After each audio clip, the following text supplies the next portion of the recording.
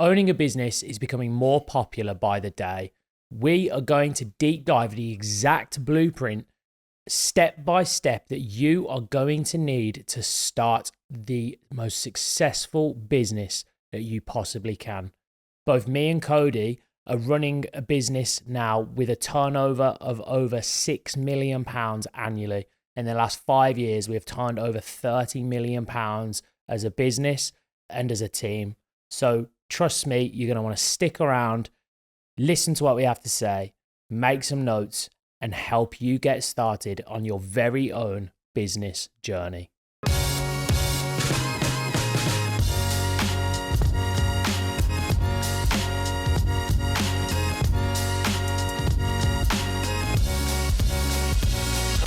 According to step one, let's go.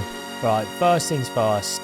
The thing people discount most is the hardest part is understanding what business they should actually start. And I can really empathize with this. Obviously, we were very lucky. We had a family business. We had a dad who was an entrepreneur. His dad was an entrepreneur. So it was in the DNA, and we got brought up to be very business oriented. So without that, I can understand, without the, let's say, prior knowledge from family members or being surrounded by people who are in the space, deciding on what to do is going to be very daunting. So first things first, I would always start with understanding what you're good at or what you enjoy.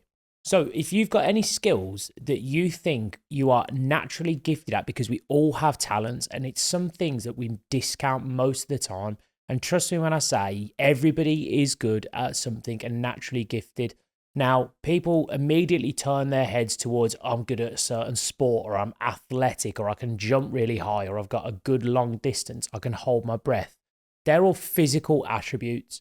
What people fail to realize is that in business, most of the things that are going to make you successful is the mental. What people fail to realize in business is the things that are going to make you successful are your mental traits, your personality types. So when I'm asking, what are you good at?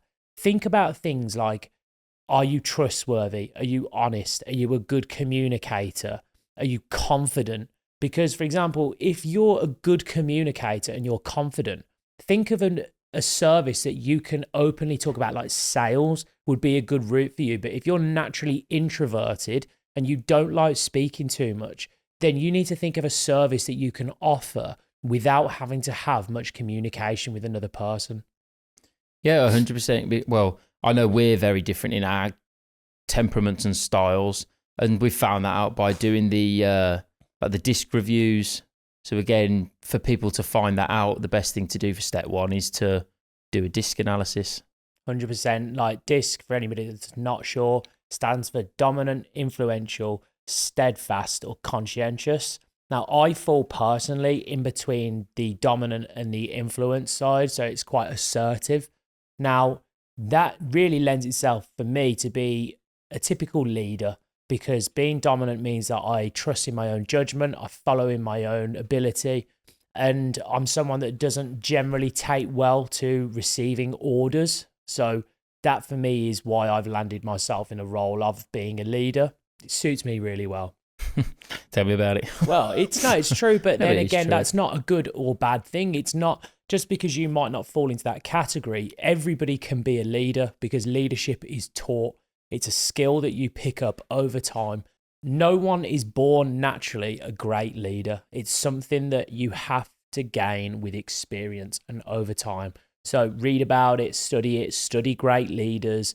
Whoever you look up to as a leader, whether it's a coach, a sports coach, whether it's a leader of a country, whether it's a leader of a team, whoever it might be, use that person and follow how they lead, and just, again, take as much information as you can. But step one, find something that you're naturally good at or something that you enjoy. So people are now definitely going for it. Step two. So once you've found something that you're good at, you need to find or identify a problem that you can solve. The biggest hurdle that people find in business is that they try to invent something completely new, and they think that markets are saturated. So they always think to themselves, what's the point in me starting a business when something has already been done? What the reality is is there are products coming out and services coming out every single day of the week that are going into direct competition with existing services and existing products. Nobody is out here inventing new businesses because the reality is most of it has been done. So what you need to do is identify a problem that you know that you can solve, that you might have a bit of experience in, and once you've identified it, go about creating a plan to solve it. Yeah, 100%. And having at least a bit of passion for the subject that you're researching, that you're going to go and pursue. Yeah, and exactly right. And once you've done the research into understanding what you're going to solve, you need to be looking at the competitors quite closely. So the point about it is when you're looking to solve a problem, there's two things that you need to caveat it with.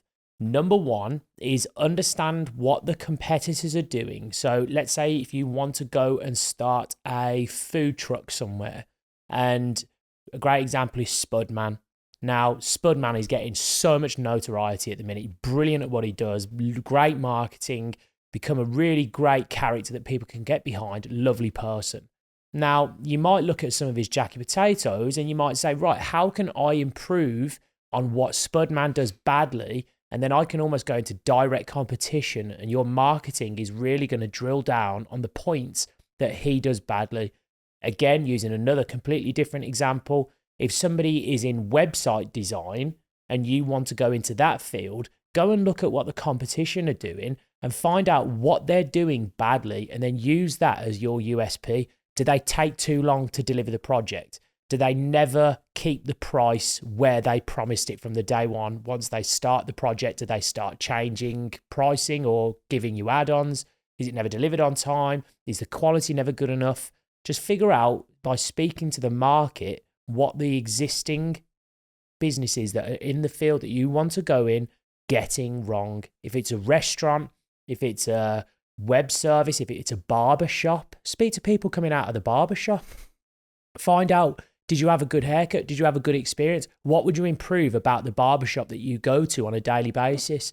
Would you rather have a beer when you sat down? Would you rather have your hair washed? Would you rather not? And find out what they're doing badly and make sure that you use that as the absolute minimum to get your business started and use it for your marketing. Point number two that runs literally alongside that is when you're finding a problem to solve, make sure, and this is critical, absolutely critical, that there is a wide enough audience for that problem. Because the last thing that you want to do is say you want to become a PT or bodybuilding coach for over 70s. Now, you can imagine how many over 70s are wanting to join Arnold Schwarzenegger on stage and become Mr. Olympia. It's not happening. So your business model is flawed from day one because you've got nobody to sell it to. So again, understand who your market is.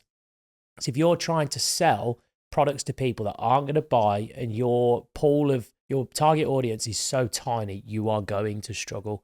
And then a final tip on this point is think about the people that you're selling to. And I can't stress this enough. If you're selling to an audience, think about how much disposable income that audience has to spare.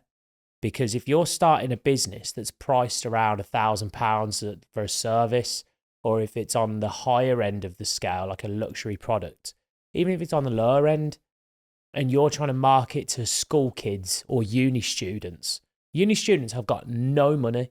They have not got a pot to piss in. So why would you try and target your market towards those people who haven't got any spare cash? Yeah, no, exactly. It'd be like, using the PT example, that even if you were right and you said, right, I want to be a PT for a lot of younger lads, but I'm going to charge, $2,000 for my services. It's like, well, no one could afford it, so there's no point doing that. You gotta, read the room, find your niche, do the research. And one of the other little hacks that I did when I added a sold product on Amazon, you can actually put the product name into some of these websites and they'll tell you the actual traffic and sales volume for a product through Amazon, so you can kind of see what kind of market share you think you can take through doing that as a little tip. Like if you're selling hair product in my example, then I can just put hair products in and see what sort of volumes are being sold and go, yeah, it's worth giving it a go. But yeah, next step. You have hit on a really good point there, because one of the best things that people can understand early on in their journey, it's easier to sell a higher value, higher margin item less frequently than lots of smaller, lower margin items in higher quantities. Because imagine if you're trying to sell a pen. I'm just thinking of something that's really simple. Sell me this pen. Sell me this pen. It's the classic. But you sell that pen and they're worth 30 pence and your margin in it is 10p, which is a high margin. Let's say it's even 5 after all said and done. You're making 5 pence profit per item you sell. Even if you sell 1 million of them, you're not making that much money. So the reality is, if you sell one item at £1,000, you only need to make one sale, then you would need to make 100 or 1,000 to equate the same money. So even though it might be more difficult to sell that higher item, once you've gained the ability to sell it and sell it well, then you will be flying and getting foundationally built quite a lot quicker than you would if you were to simply try and sell a commodity with such a small price per unit. I suppose it's like looking at it that if you got to convince, because when you make a sale, you're convincing someone that, you know, it's going to be a beneficial. So you've got to convince millions of people as opposed to just convincing maybe a handful. So, you know, you're just convincing less people to buy from you. So yeah, it makes complete sense. It does increase your cost of marketing as well, because you think you've got to reach so many more eyeballs. You've got to get so many more people to buy your product. So when you're just starting a business for the very first time, it's always better to try and think of a product that you can sell that has a low upkeep. It has a low barrier to entry, because if I'm assuming most people that are starting a business fresh, they haven't got a lot of money or investment to place into a product. So it's really tough to say, I'm going to open a coffee shop when you haven't got any money for a down payment on the facility or the unit. And there's a lot of initial costs to get everything ready, all the machinery, all the equipment. It'd be much better finding a coffee online and traveling and finding a really good coffee bean, or that does something different or better, as I said, than the current competition that's out there, and then launch a website, sell direct to consumer, rather than trying to create a brick and mortar store, because the costs up front are going to be huge. Let the coffee do the selling first, build it that way. Because if you spend all that money on a brick and mortar store and a lot of upfront investment and nobody likes the coffee, you've spent all that money and all that time building something only to then find out that it's shit. And so it is really important to try and start up with as little money as possible and with a lower commodity priced item. Again, that marketing cost from the off to get loads of people to buy it, unless you're really good at marketing and unless you get a viral video on your product and it is a really good product, it's going to be tough to get it out to the masses. Yeah, this is it. And it's a lot harder. And yeah, selling higher value items at lower volume is definitely is the way to go when you're starting off. So next step is start your research. So approach your friends and family, let them know what you're going to do. By this point, you should have an idea of a product or service that you want to get involved with, that you know is going to solve a problem or a need, and you know is going to be utilizing improvements against what's currently out there in the competition. And so by that point, go and speak to people closest to you. You need to start at this point to do some research, asking them about tell them about what you're going to do, ask their input, ask them what they'd pay for it, ask as many questions of those closest to you that you possibly can, and start to take some notes about what you're trying to do, because they are your best tools to begin with to get that initial insight. Because again, at this point, you shouldn't have spent a penny at all. It should be free. So up to this point, you should not have spent any money. And at this point, if you've got people closest to you, and when I say closest to you, I mean go and ask 100 people, go and ask friends and family, and then after that, go into the streets, people around you in your local area, and ask them. Because as I said before, if the audience isn't there for your product, you need to know that at the start before you've spent the money, rather than finding out after you've gone and spent a fortune of either your money or somebody else's. So this bit's really important. It's just easy to just pivot, and you might then actually get another great idea from someone that you actually are speaking to, because when you ask the audience, they're the people you try, or ask, random people in the street, they're the people that you're attempting to sell to anyway, as long as you target the right demographic. Again, if we're talking about PTs, don't approach people that are in the 70s. 100%. But it helps with this next step, and the next step is to understand your numbers. And people fuck this up so many times. Dragon's Den. Everyone, exactly. It's so important. Business is nothing more than numbers and figures. That is all a business is. It doesn't matter what you're selling, what your product is, what your service is. Every single business is exactly the same. How much money are you making? How much money are you spending? What's left at the end? That is the simple fact, P&L of any business. Everybody overcomplicates things. Simply put, what you're going to spend, what you're going to make, what are you left with? And then trying to increase the quantity and leverage that even more. And so the next thing you need to understand is what your numbers are. Don't just understand what you're going to buy things for or sell things for. You need to cost everything. Understand what shipping might be. Understand every single potential cost that you will get when you are trying to deliver that product or service from the beginning. Because if you don't, you will be absolutely destroyed later down the line when hidden costs crop up, you lose control of them, and then before long, what will happen, your costs will overtake your take home. And then you'll think the biggest problem your business has is that you're not doing enough volume. But the reality is you're losing money for every product or service sold, and you're just exacerbating the problem by doubling down on volume when you actually have a costing problem. So make sure from point one that you have your numbers down to a T. And if you can't think about what your numbers are going to be, go and ask people that are already in the industry.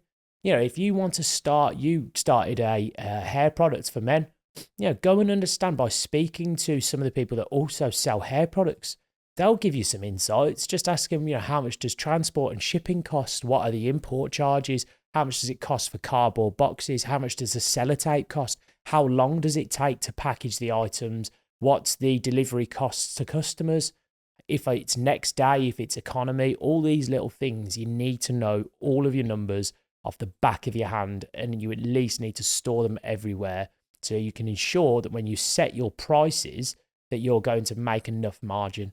The thing is as well, it just gives you a complete blueprint of your business. So then you can say, well, if I sell X, that will give me Y, which will give me Z, which will give you all these things. So then if you start to change some of the pricing or the metrics, or you manage to save a bit of cost, you can then plug slightly different numbers into the same format, and you can see where you've ended up either making more money or less money, depending on which direction it's going in. But without that foundation, you're never going to have a clue where you're going, because you don't know where you've been.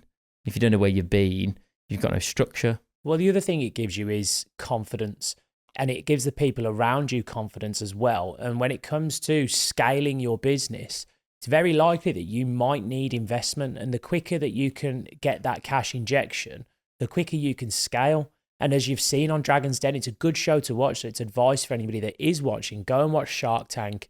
Go and watch Dragon's Den, because you will see some of them have their numbers down to a T, and you will see the look and expression on the investors' faces light up, because they know that this is an entrepreneur that gets it. They get the fundamentals of business, which is money in, understanding the figures. So if you get that right, you will be able to go into an investor's office and you will be able to present them with a plan to say, here's my costs, here's what I'm going to sell them for, my margins are X, and if we can increase the volume, this is where we can get it to, and this is how I'm going to increase volume by doing X, Y, Z. And most investors who, when you give them a clear plan, will genuinely be happy to spare with their cash, because they can see an immediate path to returning on their investment. So it's, again, vitally important that you get the numbers right.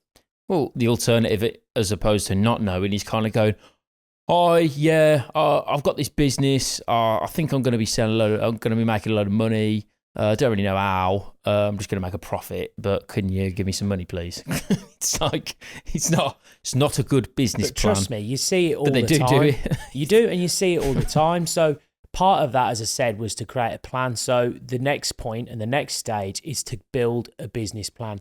Now, I've heard people disagree with this, but the reality is you need a plan, because if you haven't got a plan, you get lost. And you need, especially most entrepreneurs are quite sporadic and they can run off in different directions. I know I do. So it's important that you have a plan that you can stick to, and that you can then, most importantly, measure yourself against it, because you've then got a 1-year plan, 3-year plan, a 5-year plan. And again, you can then split that into smaller chunks, quarterly, 6 monthly, obviously then annually, and then even split the 3 months down to 1 month into 4 weeks or each week. And then you've got, each stage has an interval where you can tick yourself off against this plan and see how you're performing and whether you're on track to tick or to hit the targets that you've set yourself. And if you don't know how to create a business plan, another really useful trick on this one, just ask ChatGPT. And I know it's one I usually am against, but ChatGPT, stick your business idea in there. It's really simple. Say, I'm trying to produce this product or this service, and I want to create a business plan. What should I include? And it will literally spit out all of the information, and then just make sure that you're putting that in, creating that plan, because again, you can measure against it. And one of the most important aspects of business is that measuring process, because again, numbers are massively important. Money in is important, but it's the most important. But if you're not measuring it, how do you know what's coming in? You might think you know what's coming in, but if you're not measuring it, then you have no idea. So that measuring process is massively important. Well, again, it's on that, you might have a lot of money in because you get paid up front, but then you pay your suppliers on payment terms and you think, oh, bloody hell, great, I've got 100 grand in the bank. And then your accountant turns around next month when the payments are due for the actual goods, when you've gone and spent it on something else for more stock. If you didn't realise, you've then just spent a load of money on more new stock, and then your supplier goes, I need that 60 grand, 70 grand, please. And you're like, oh shit, I bought a load of new stock, which I thought I had a load of money. So again, it's the planning, which is really important. So yeah, next step. The next one is a bit of a side step, but it's something that's important definitely for marketing, and certainly to document your journey as well for yourself, is just that. Record everything, document everything. Do this is my journey. It's really hot on TikTok and hot on socials at the minute.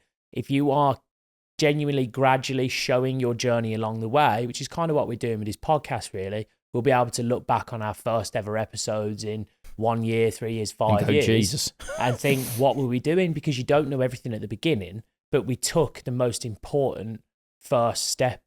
And so we'll be able to look back on that and go, that was where we took the plunge, and that was where we were, and this is now where we are, and look at the progress that's been made since then. And that's what it's all about. It's the journey.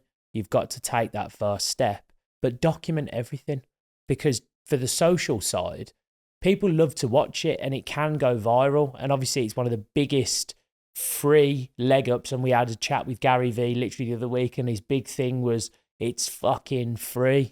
It's fucking free. It's fucking free. And he said it time and time again. It is, social media is the best and cheapest marketing that you can do for your business. And at the start, money is not something that you've got. So if it's fucking free, you do it. And again, by this point, to reiterate the steps, you've found something that you're good at or something you enjoy. You've then done some research into that product. You've solved a need or a problem for people. You've focused on what the competition are doing badly, and you're making sure that you are then feeding your business by ticking that bad that they're doing, marketing it, and showing how you can make it better. And by all accounts, dump on them for it. So when you're doing your socials for this, really drill down into it. For example, if it's a barbershop that you want to open up, and somebody's got a bad haircut, or they're not producing, or the hair all over the floor is dirty, like most barbershops, do a video and say, my barbershop's not dirty. Come here. My barbershop's not full of, my barbershop's not letting people walk out like that with a trim like that. come here. And you can sort of dump on other people. If you were like if you're a coffee shop, you might want to say, look at how uncomfortable these chairs are in Starbucks. I've got these lovely sofas. Use that as a point in your marketing to really drill down on what you're doing differently. Well, the drill it down, and the one that makes me laugh I'm sure it's Tesco's, one of the main ones, where it's like, oh, these prices are like even cheaper than Lidl. And like they literally try and shit on Lidl to be like, yeah, we're cheaper than Lidl. And then Lidl came out and then turned around and said, you know, if you want to shop at Lidl, if you want Lidl prices, shop at Lidl, and sort of taking like little cheap digs back. But like you say, out in your competition, and it's also marketing because you're using their name as well. 100%. So again, make sure that you are documenting everything, sending it out to socials, create a business page and start just flooding it daily, not every other day, not every week, just every single day, content on that profile. And again, we say this, you know, if you haven't got the ability to do that, if you can't post a piece of content every single day, and I hate to say it, but don't bother starting a business, because if you haven't got the ability or the willpower to actually sit back and create a piece of content for 30 seconds, you ain't got what it takes to actually run a successful business. You're just going to end up spending loads of money, losing your own money, losing time. And trust me, just don't waste it. Just go and work for somebody else, because if you haven't got that ability to be able to care enough about your own business, then genuinely just get out of the kitchen. Rest. Yeah, give it a rest. The next big one though is when I talk about obviously spending money, it's money that you won't have. Try your best to keep things lean. If you can help it, when you are starting your business, you should now know what service or product you're offering. Try your best to get it into the market with as little upfront cost as you possibly can. Because, you know, for example, there's ways around this, and people always think, oh, right, I want to start a barbershop. Okay, let's say you've done the training, you know how to cut hair, you're a good barber, but you want to start a barbershop, but you've got no upfront funding. Well, let's put the barbershop on hold, add it into the business plan after 12 months, maybe after 3 years. Be mobile, be a mobile barber. Let that be your USP. You know, my barber, his literal wait time is about 3 to 4 weeks. He's booked up that often. Now, fortunately, the shop is over the road from where I live, so it's really useful for me. But at the same time, what would be much more useful, I'm having to leave this recording early today to go and get a trim because he's that in demand. I need to leave, but it would be much better if I had a barber that I knew was really good at what he did and said, I'll come to you. And guess what he'll be able to do? Charge even more. So he can charge a premium for that service of being a mobile barber without all of the bricks and mortar costs that it takes to start a shop. He might be able to add all of that social content onto his channel for free, cut hair for free, have his tool of like all of the kit that he needs, like trimmers and like cutthroats, whatever you need to be a barber. And he's got a business straight away with zero upfront costs. Now, most people would be deterred by the fact, I want to start a barbershop, but you're thinking too much too soon. It's free. To be a barber is free. Just start small. That's the first thing. So again, remember at this point, try and spend as little money as possible, and trust me, you'll thank me in the long run. Yeah, but and again, on the same barbershop and example, you can rent chairs.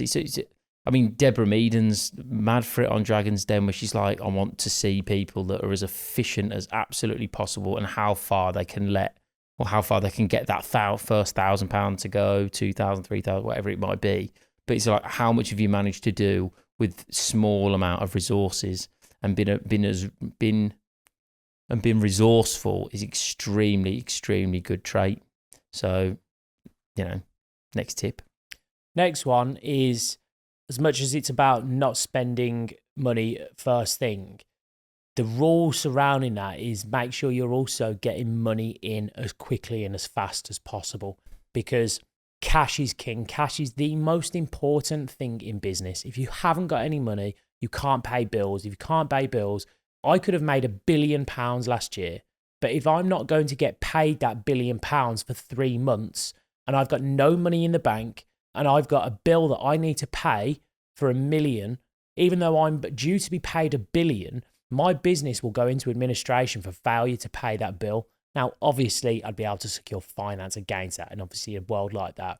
But you need to get yourself in this mindset where first things first, you need to understand that cash flow and cash is so important. You need to get as much money into your business as quickly as possible, because that is the lifeblood for your business. And you can use it to then scale, to grow, to continue to compound on the things that you're doing.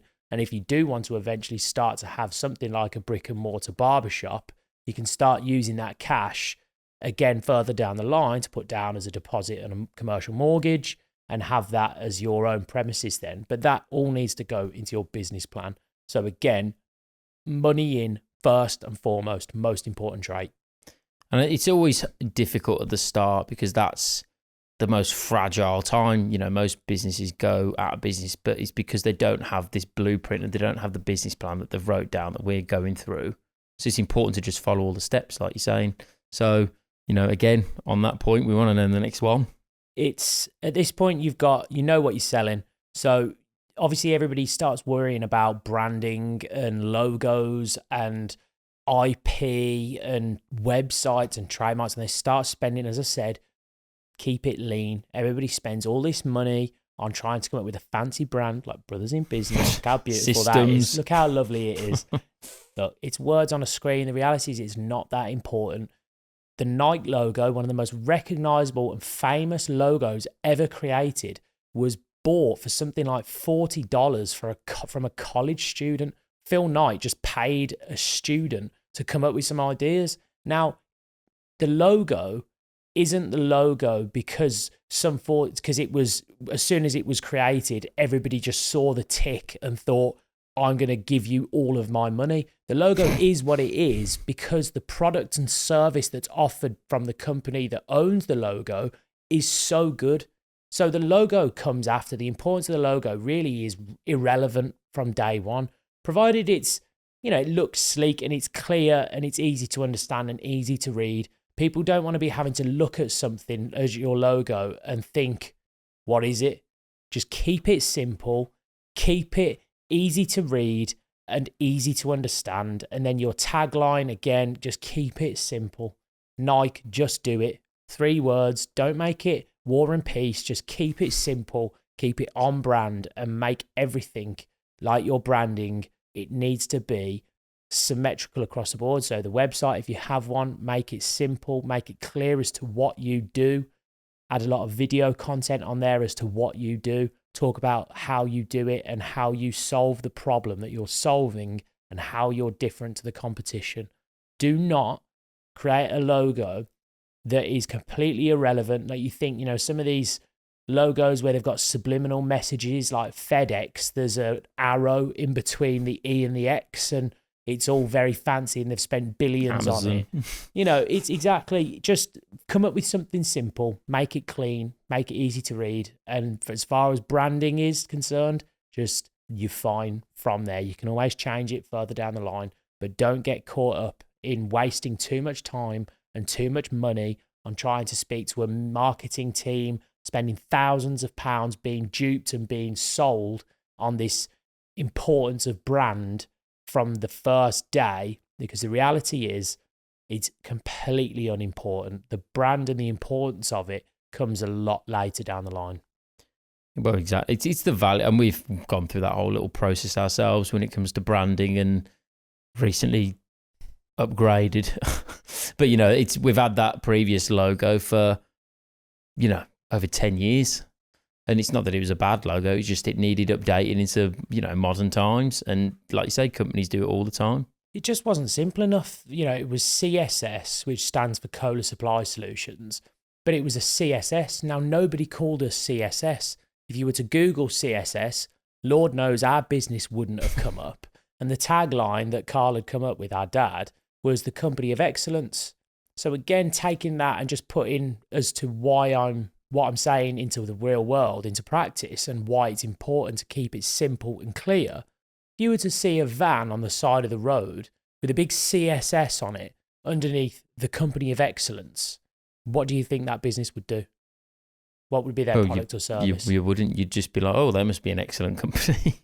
You probably wouldn't even think that, because you think, what excellent company can't even tell you what it does on the side of the logo and the branding on their vehicles or on the billboard that they've put up? It just gives me no idea. It's ridiculous. Whereas now it's just cola, very, very simple. And our tagline now is simplify, amplify, unify your supply chain. So again, you'd look at that and think, well, probably in supply chain, and they probably unify it, bringing it all together. They amplify it, make it better, and they simplify it and make it a lot more streamlined. Guess what? That's what we do. So just keep it simple. A lot of the time, people overthink these things. So with your website, don't try and make it all fancy, full of pictures and things like. Just keep it simple and tell everybody what you do in as few words as possible. Well, it's less is more in this kind of economy at the moment. So, no one's to say the times won't change, but at the moment, less is more. So anyway, next, what we're reckoning. Next one, sell to everybody. Now, it might sound silly, but once you've got your first service or product ready to launch, go and sell it to as many people as you can, and understand testimonials and case studies and reviews are worth their weight in gold, without a doubt. Again, imagine you're going to buy a vacuum cleaner. You're on Amazon. You've never seen any of them before. You don't know what a vacuum cleaner is. You know nothing about brands or what's good or what's bad. And you see two vacuum cleaners. One's priced at £100 with 0 stars, 0 ratings.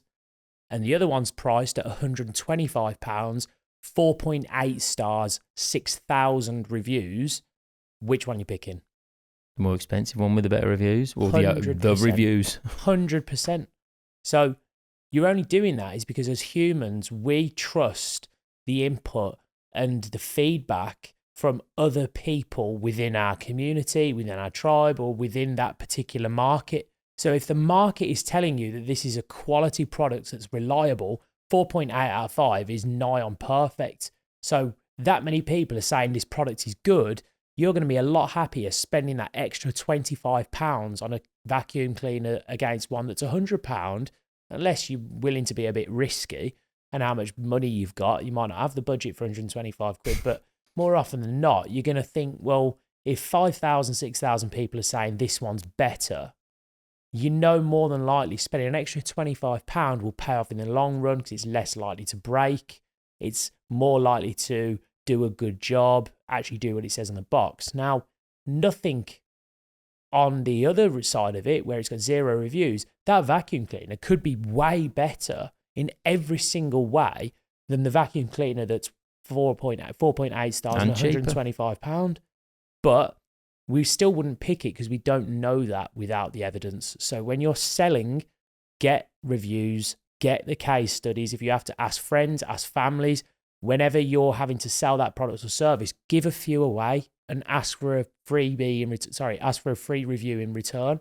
If I'm selling a product, or if I'm keep seeming to come back to haircuts, but if I'm trying to start a barbershop, do a few haircuts for your mates and say, I'll give you them for free.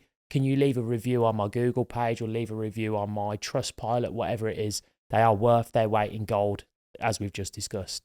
Yeah, 100%. Right then, next one. Yeah, so the next one, really simply, is try if you can and find someone to go on the journey with, because it's so much easier if you've got someone that you like, someone that you trust, and someone that shares in your vision to actually go on that journey with, because a problem shared is a problem halved. And trust me when I say, me and you find it, you need to find someone that also amplifies your weaknesses and you amplify theirs, because obviously everybody has strengths, everybody has weaknesses, and more often than not, my strengths are your weaknesses and my weaknesses are your strengths.